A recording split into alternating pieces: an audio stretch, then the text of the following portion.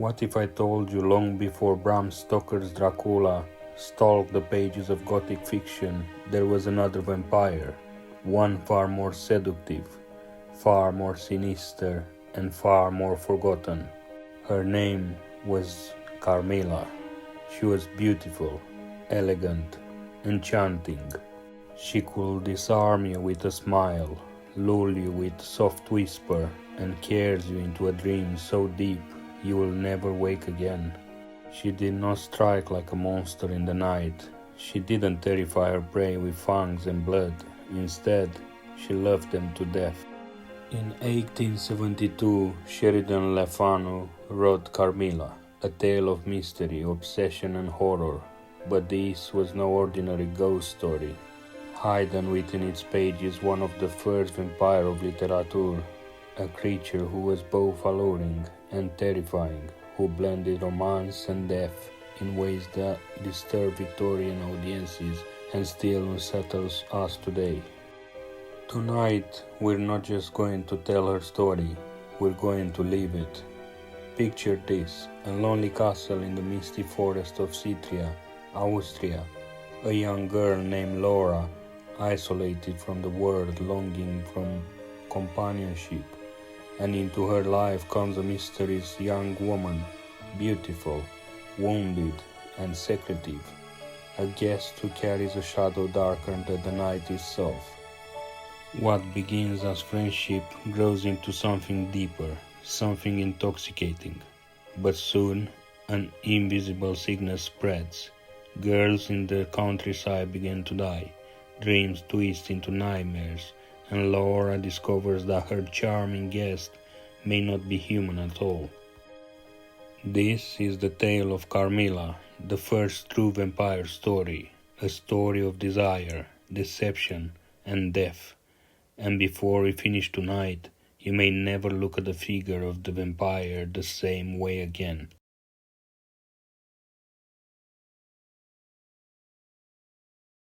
Imagine a castle standing alone in the forest of Styria, Austria, not a shining fortress, not a bustling palace, but a place of silence, of shadows.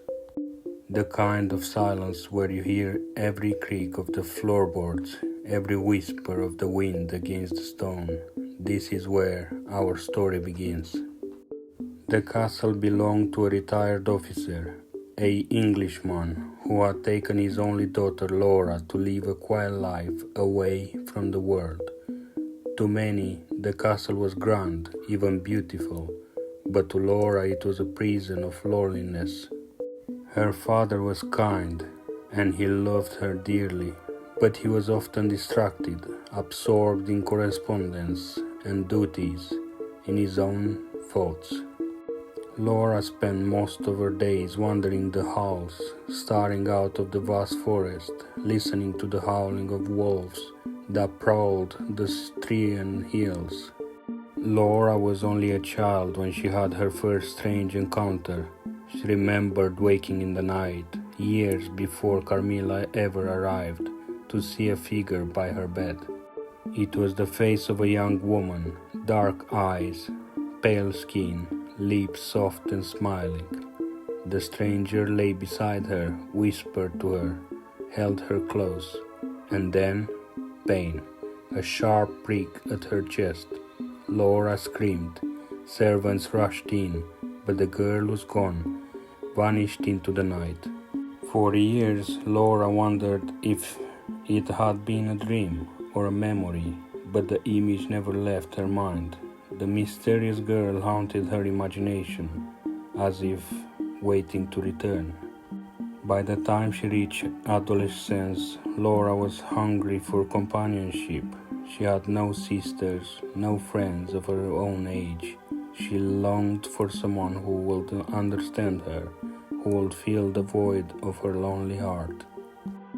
It was on such an evening, a heavy, humid night in midsummer, that fate delivered the companion she had been waiting for.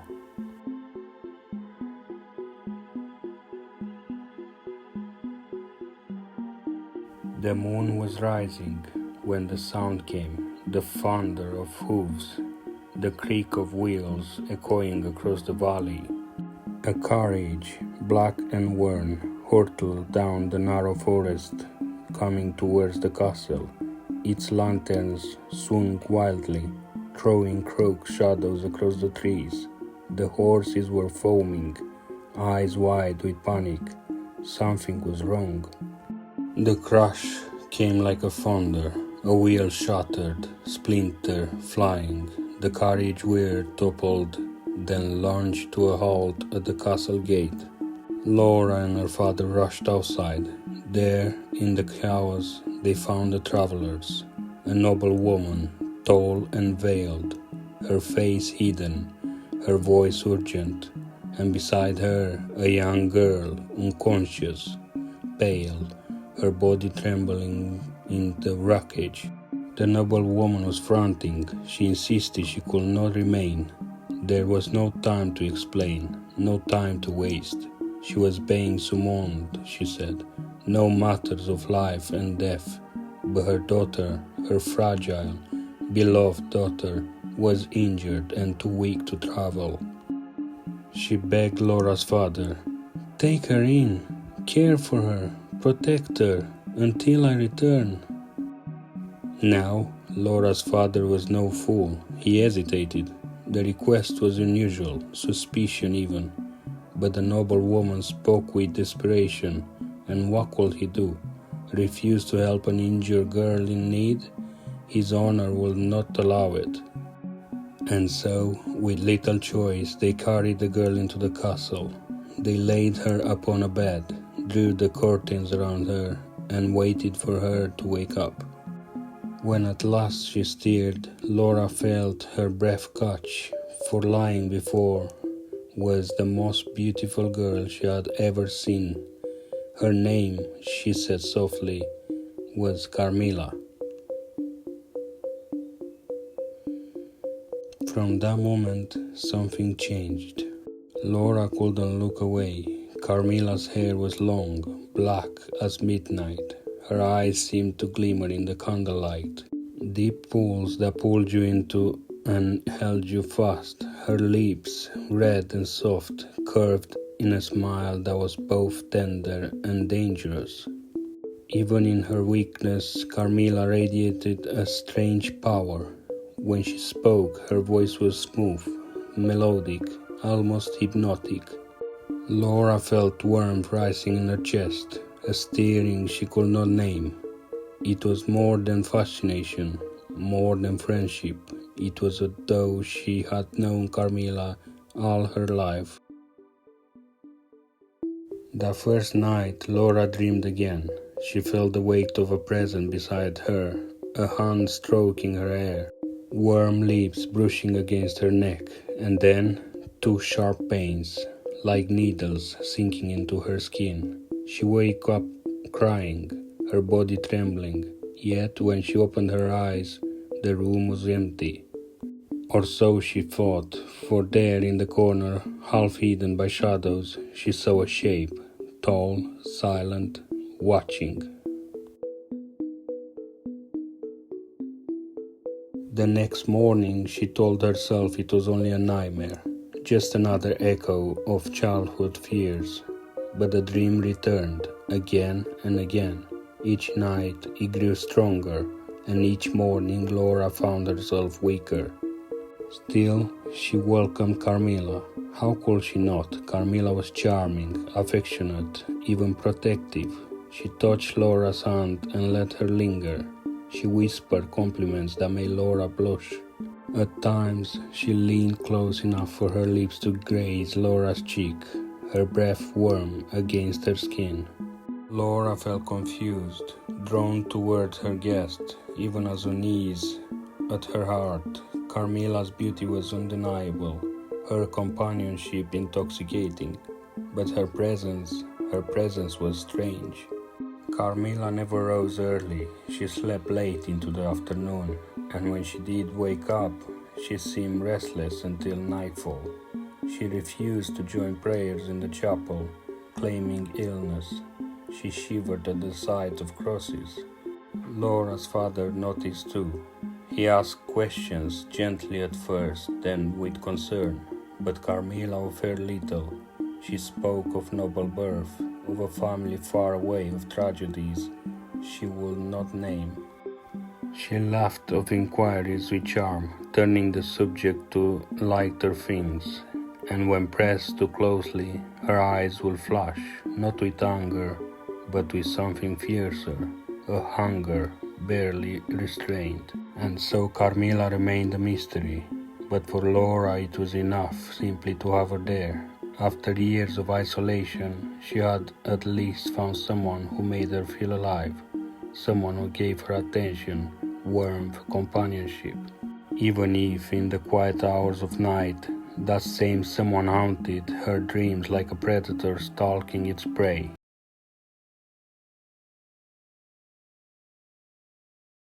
From the moment Carmilla settled into the castle, Laura's world began to change. It was as if the castle itself breathed differently.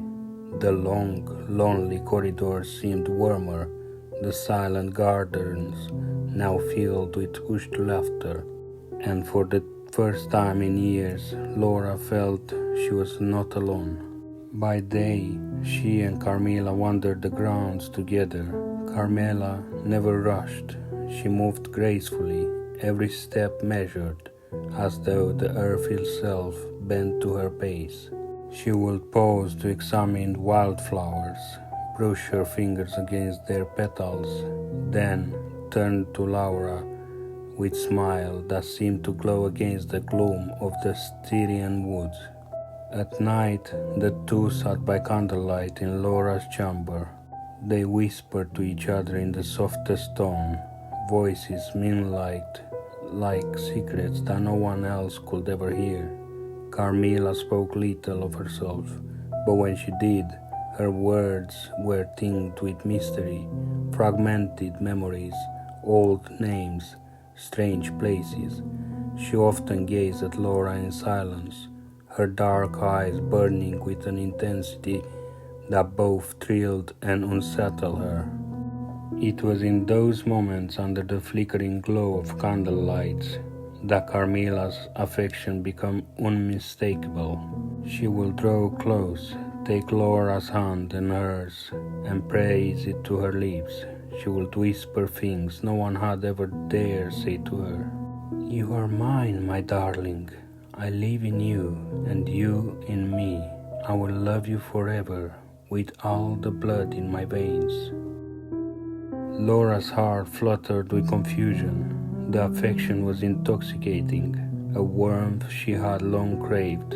Yet there was something about Carmilla's touch that lingered too long, something about her gaze that felt like possession rather than love. Still, Laura did not pull away. She couldn't.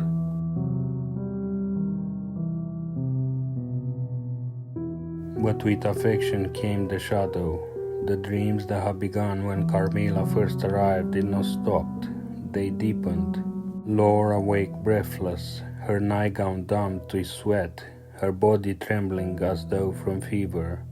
Always she felt it, the wake pressing against her chest, the sharp sting at her neck or breast, the warm breath at her ear, and always in the haze of the dream and waking, she saw Carmilla's face above her, lips parted, eyes alight with hunger. She tried to convince herself it was imagination, the remnants of childhood nightmares. But each morning her strength seemed less, her cheeks grew pale, her body weaker. Her father summoned doctors who examined her carefully. They shook their heads. There was no explanation. No fever, no wounds, no sickness they could name, only exhaustion, as if her very life was drained away. And Laura was not the only one. Across the countryside, rumors spread of the girls, young and healthy, who had withered suddenly, fading like candles burned too fast. They too had spoken of nightmares, they too had wasted away, pale and weak, until at last they slipped into death. The villagers whispered the old word, the word few dare say aloud, vampire. Laura's father dismissed it, at least outwardly. He believed in reason, in medicine, not old peasant fares. Yet even he could not deny the strange coincidence. The more Carmilla grew vibrant and beautiful, the weaker Laura became.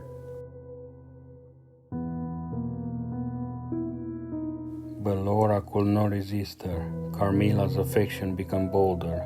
She would embrace Laura suddenly, hold her close, stroke her hair, and whisper in her ear words that blurred the line between devotion and obsession. Sometimes she would lean so close that Laura felt her lips brush her skin, the heart of her breath along her throat. One evening, as Laura lay half drowsing in her chair, Carmilla knelt beside her and murmured, "You will be mine forever. You will not die, but live with me eternally. Do you love me as I love you?" Laura could not answer. She was trembling, half from fear, half from desire. It was as if Carmilla had cast a spell, one woven not from sorcery, but from intimacy. Laura was bounded by invisible threads, caught between the comfort of affection and the terror of surrender. And in that surrender, the sickness deepened. It was a cruel exchange, life for life, love for death.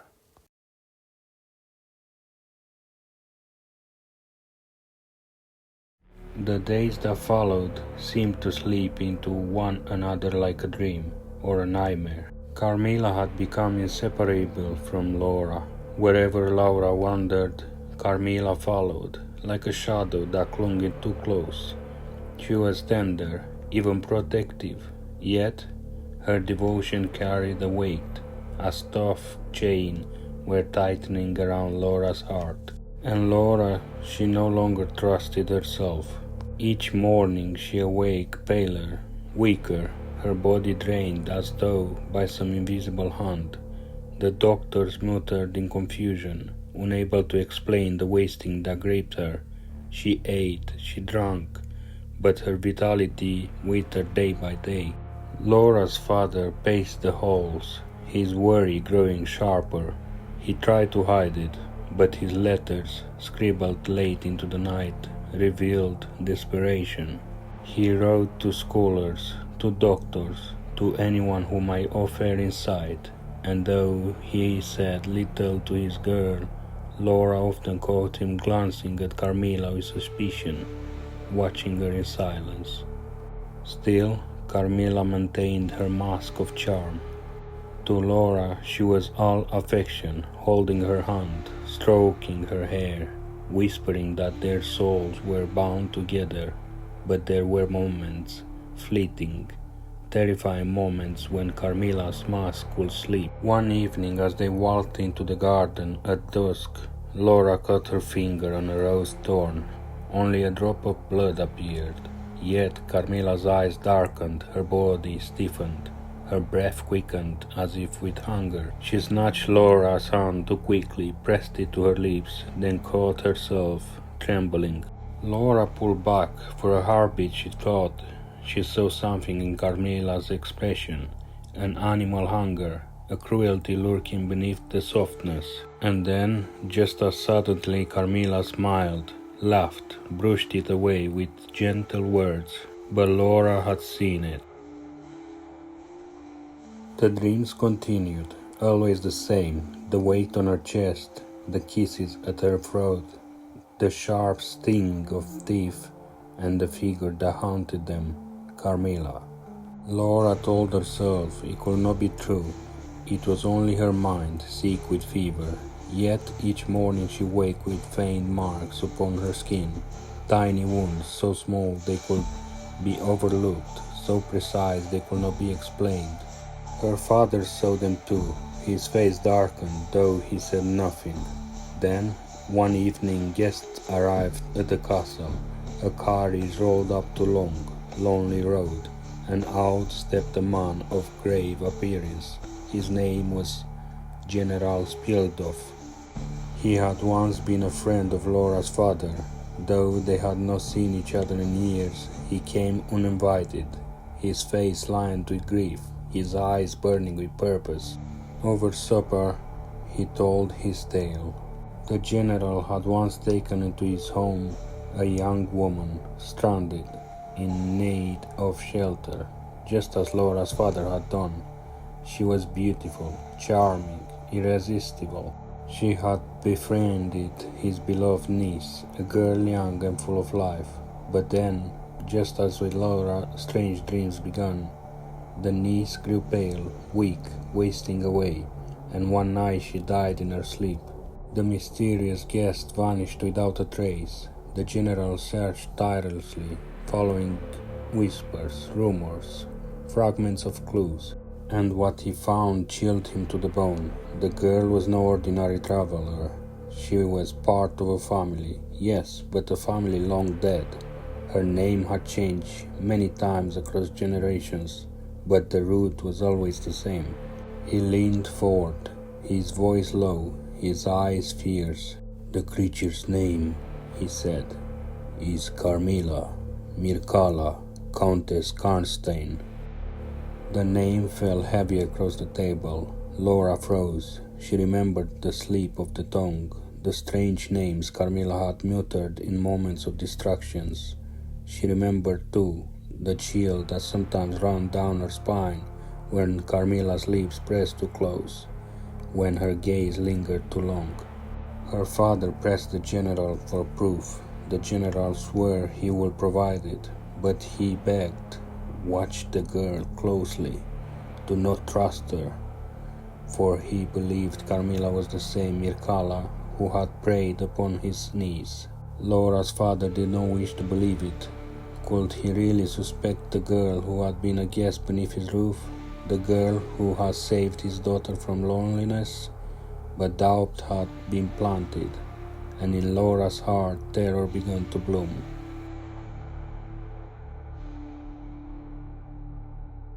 That night, Laura dreamed again. She saw Carmilla by her bed, her pale face gleaming into the moonlight. She felt her weight pressing down, her breath hot at her throat, her lips parting. She tried to scream, but no sound came. She tried to move, but her body was bound by invisible chains. And then, the bite, the searing pain, the rush of warmth, as though her very soul was being drawn away. Laura's eyes flew open, and for the first time she saw it, but in waking. Carmilla bent over her, lips pressed to her neck, eyes wild with hunger. Laura cried out. The figure recoiled, retreating into the shadows. When servants rushed in, they found nothing but a trembling girl and the open window. But Laura knew. She knew the truth at last. Her beloved Carmilla, her dearest friend, was her predator.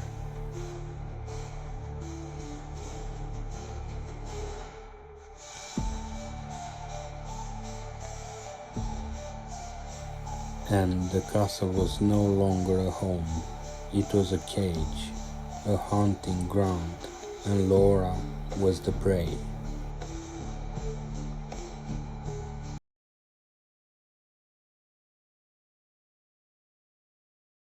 The castle no longer felt safe. Its stone corridors echoed with whispers. Laura could not silence, whispers that seemed to come from within the walls themselves. Every shadow stretched too far, every candle flickered as though stirred by unseen breath. And at the center of it all was Carmilla. She had not denied Laura's frightening cry, nor had she explained the vision Laura swore she had seen. Instead, Carmilla grew distant, watchful, restless. She still spoke in words of love, still touched Laura with tenderness, but the fire in her eyes now burned hotter, darker, like a predator guarding its prey. Laura's father, shaken by the sight of his daughter's collapse, called upon General Spielsdorf once more. The old soldier arrived under cover of night, his cloak heavy with rain, his face pale but resolute. He carried with him a bundle of ancient books, worn and cracked with age, their pages heavy with dust and secrets. By the firelight, the general revealed what he had learned. For centuries, the Karnstein family had ruled this land, noble, proud, and cursed. Their name was steeped in blood and mystery. Old records spoke of sudden deaths, of strange plagues that swept through villages, of women who withered into the bloom of youth. Priests whispered of dark pacts and unholy resurrections. And among these records was one name, repeated again and again, Mircalla, Countess Karnstein, the name that Carmilla has so carelessly let slip. Laura sat trembling, her hands clasped tightly in her lap. She remembered Carmilla's strange slips of language, her refusal to join the family at prayers, her aversion to sunlight. The pieces fell together in her mind, but she dared not speak them aloud. The general, however, spoke them plainly. "She is no human," he said. "She walks in beauty, but her beauty is a mask. She is of the Karnstein brood, indeed, sustained by the very life she drains from others. She killed my niece, and now she seeks to kill your daughter." Laura's father resisted at first. It seemed impossible, an insult to reason, and yet when he looked at Laura, her once rosy cheeks now pale as ivory, her once bright eyes clouded with weariness, his denial faltered.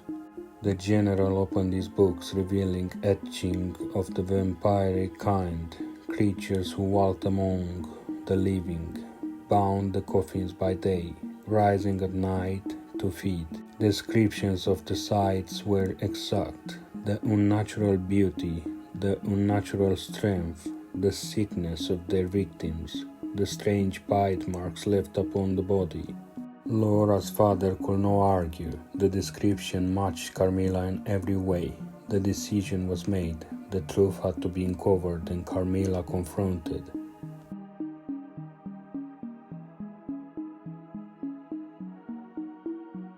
That night, Laura was restless, her mind trapped in a feverish haze. She lay in her bed, her body trembling with weakness, while outside her window the moon cast long, skeletal shadows across the floor. She heard her door creak open. There, gliding silently into her room, was Carmilla. Her gown shimmered like liquid shadow, her dark hair flowing loose above the shoulders. Her eyes glowed faintly in the moonlight, and her lips parted to reveal the faint glimmer of teeth too sharp to be human. Laura froze, torn between terror and longing. Carmilla knelt beside her, stroking her cheek with a hand that felt both ice cold and fever hot. Her voice was soft, almost mournful. "My darling Laura, do not fear. You are mine, forever mine. Death will not part us. I will give you life eternal, and you will love me as I love you." Tears pricked Laura's eyes. She wanted to scream, to run, but she could not move. It was as though Carmilla's gaze bound her. Her will drained away like her very blood. And then, with a sudden burst of courage, Laura whispered, "Mircalla."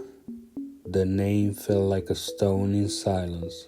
Carmilla's eyes widened. For the first time she had entered Laura's life, she looked shocked, almost afraid, but the fear passed quickly, replaced by fury. "So they have told you," she hissed. Her voice, once honey-sweet, now carried the venom of centuries. "Yes, I am Mircalla. I have walked this world longer than your family has drawn breath. And you, Laura, you are mine. Nothing, no priest, no soldier, no man will take you away from me." She bent low, her lips brushing Laura's neck. Laura felt the prick of fangs, the terrible pull of breath, and then, suddenly the chamber door burst open. Laura's father and General Spielsdorf stormed inside, torches in hand, their faces blazing with fury. Behind them came the servants, clutching crosses and iron rods. Carmilla recoiled with an inhuman cry, her eyes blazing red, her lips curling back in a snarl. For an instant her beauty fell away, revealing the predator beneath, the pale, gaunt creature of the grave. She leaped toward the window, shattering it in a spray of glass, and vanished into the night. But the revelation was complete. Carmilla was no guest, no friend, no savior from loneliness. She was Mircalla.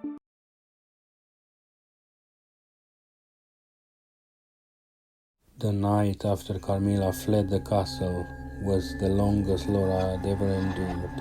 The halls seemed emptier than ever, the silence broken only by the sound of her father's boots pacing endlessly outside their chamber door. Sleep came in fleeting bursts, and each time Laura drifted off, she dreamed of Carmilla, calling her name from the shadows, promising reunion, whispering words of love and death.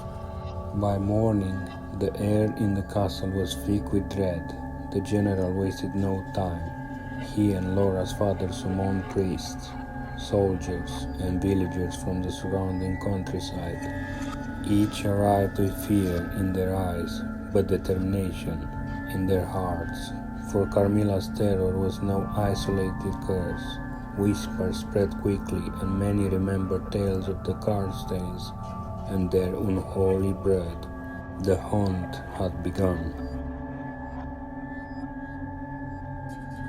They set out under a grey sky, armed with crosses, holy water, stakes carved from ash, and heavy shovels for unearthing graves.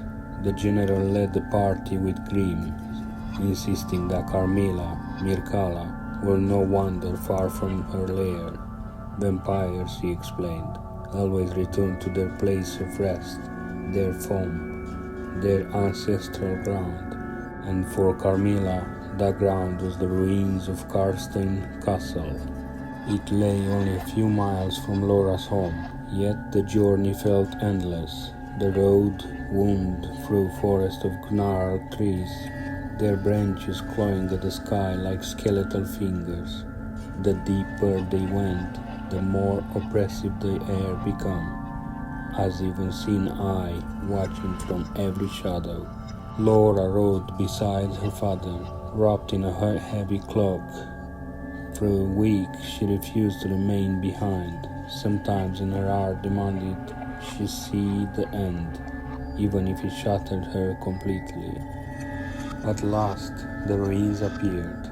The Karlstein's estate loomed from the mist like the bones of a dead giant, its tower shattered, its walls strangled by ivy. Time and decay had claimed it, yet a strange power seemed to linger there, a presence that chilled the blood of all who approached. They entered the ruins. The halls of the once proud castle were choked with rubble and shadow. Owls stirred in the rafters, and rats skittered across the stones. Yet beneath those natural sounds was another rhythm, faint, steady, like the beat of a slumbering heart. It seemed to come from below. The search led them into a crypt. Its iron gates hung open, as if inviting them inside. Down a stairway, sleek with moss, they descended, torches casting long shapes across the damp stone walls. And there, in the darkness, they found it, a coffin, ancient, ornate, draped in rotting velvet and engraved with the sigil of Karlsteins. The general raised his torch, his voice low and unwielding, echoing in the chamber. "She's here." With effort, they pried open the heavy lid. Inside lay Carmilla. She looked not like a corpse, but a vision of beauty, as if in the bloom of her life. Her skin was pale and flawless, her lips stained with the faintest crimson, her dark hair spilling like ink across the pillow of her coffin. She lay in perfect stillness, her chest unmoving, yet her presence radiated a terrible vitality, as though at any moment she might open her eyes and smile. Laura's breath caught. Even in the face of terror, her heart twisted with longing. The sight of Carmilla's lips, so beautiful, so serene, felt almost holy, but beneath that beauty was death. She knew it now. She could see the fangs just barely parting her lips, the faint stain of blood at her throat. The general did not hesitate. He placed a stake into Laura's father's trembling hands. "It must be done by one who loved the victim," he said gravely, "else her spirit may linger." Laura's father stood frozen, torn between horror and duty. His hand shook as he lifted the stake, the mallet heavy in his grip. Carmilla stirred faintly in her sleep, a whisper escaping her lips, soft, longing like a sigh. "Laura!" It was almost enough to break him, almost. With a cry, Laura's father drove the stake down. The wood pierced Carmilla's chest. Her eyes flew open, burning with red fury, with agony. A scream tore from her throat, inhuman and piercing, shaking the very stone of the crypt. Blood gushed from the wound as her body writhed, her beauty twisted into a ghastly mask of rage and decay. The general pressed his cross against her, and the priest shouted prayers. At last, with one final shriek, Carmilla collapsed. Her body shuddered once, then stilled. Her skin shriveled, her features withered, and in moments she was nothing but ash and bone, a husk of what she had once been. The hunters stood in silence, torches gathering in the heavy air. It was over, or so they thought. For as they left the crypt, Laura glanced back one last time, and in the faint light of dying torches, she thought she saw something, just for an instant. Not Carmilla's body, not the coffin, but her shadow, still clinging to the wall, still reaching toward her. And in that moment Laura knew, though Carmilla was destroyed, her presence would haunt her forever.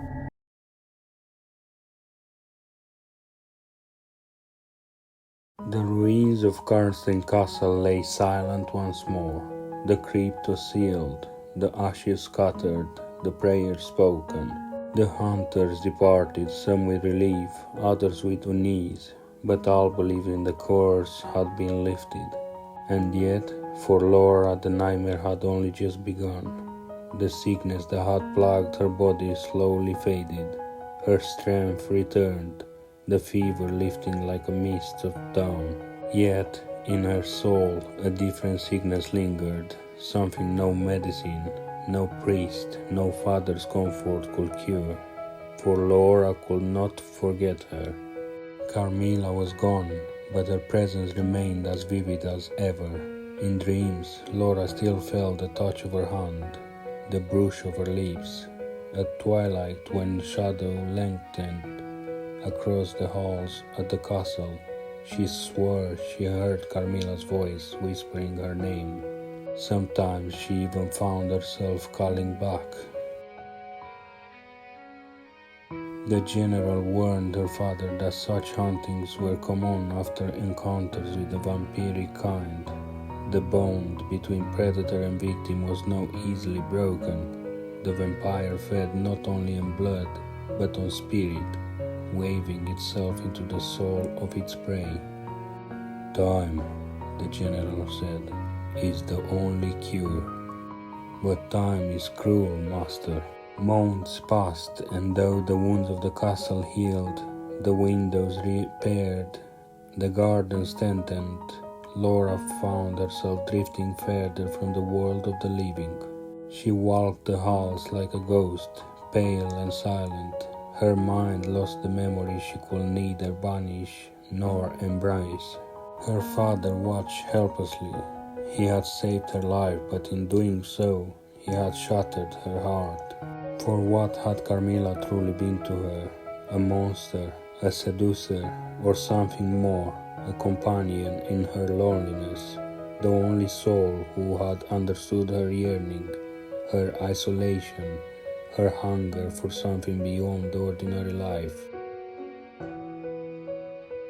One evening, as the sun set behind the Styrian hills, Laura wandered into the woods alone. She walked without purpose, guided only by instinct, until she found herself at the ruins of Karnstein once more. The castle lay in shadow, silent and broken, but the pull of it was irresistible. She descended into the crypt. The coffin was gone. The hunters had taken care to destroy it. Yet Laura swore she could still smell the faint perfume Carmilla always wore, sweet and heavy, lingering in the air.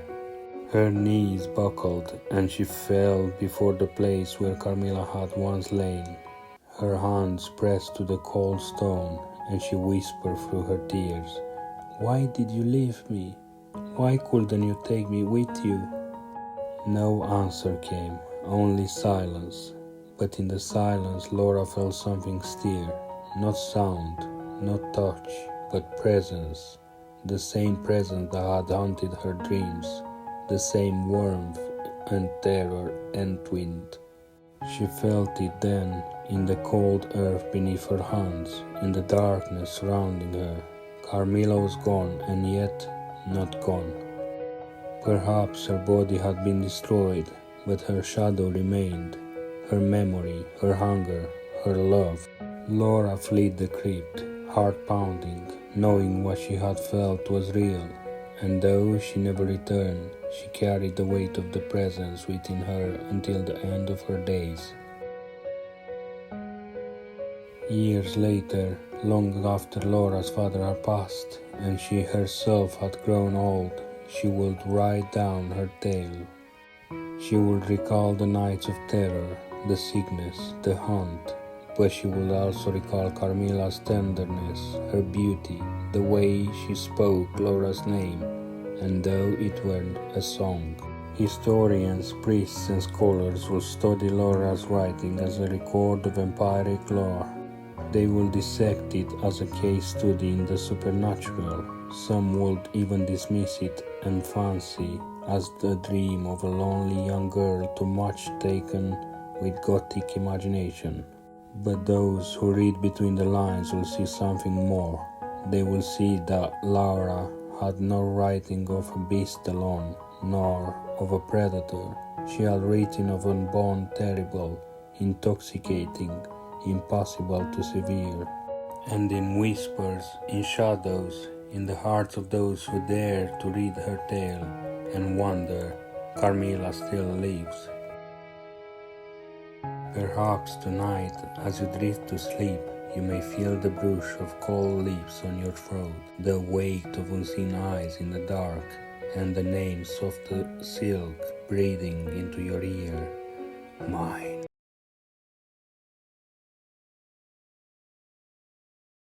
So ends the tale of Carmilla, the vampire who walked the moonlight, half of Styria, who whispered love and death in the same breath, and whose shadow clings to history like ivy on crumbling stone. But endings are never so simple, are they? You see, monsters like Carmilla are never truly destroyed. Her body may have been reduced to ash, her coffin shattered, her grave sealed. Yet the memory, the hunger, the invitation she left behind lingers still. Some say her spirit drifts through the ruins of Karnstein, waiting for another soul to wander too close. Others believe she sleeps into our dreams, appearing as a beautiful stranger with eyes that never blinks, lips that never warm. And perhaps, if you listen carefully, late at night when the world is hushed and sleep creeps close, you may hear it too, a voice, sweet, gentle, calling your name from the darkness. Would you answer, or would you run? But maybe it doesn't matter, because one day, when your guard is lowest, when your breath is slowest, Carmilla will come, and she will not come as a monster, she will come as a friend, a comfort, a lover, and you may not even want to resist it. If you enjoyed this dark and haunting journey into the legend of Carmilla, I invite you to subscribe to the channel, like this video, and share it with those who crave gothic tales and at midnight horrors. After all, there are many more shadows left to explore, and next time the voice calling your name in the dark might be just mine.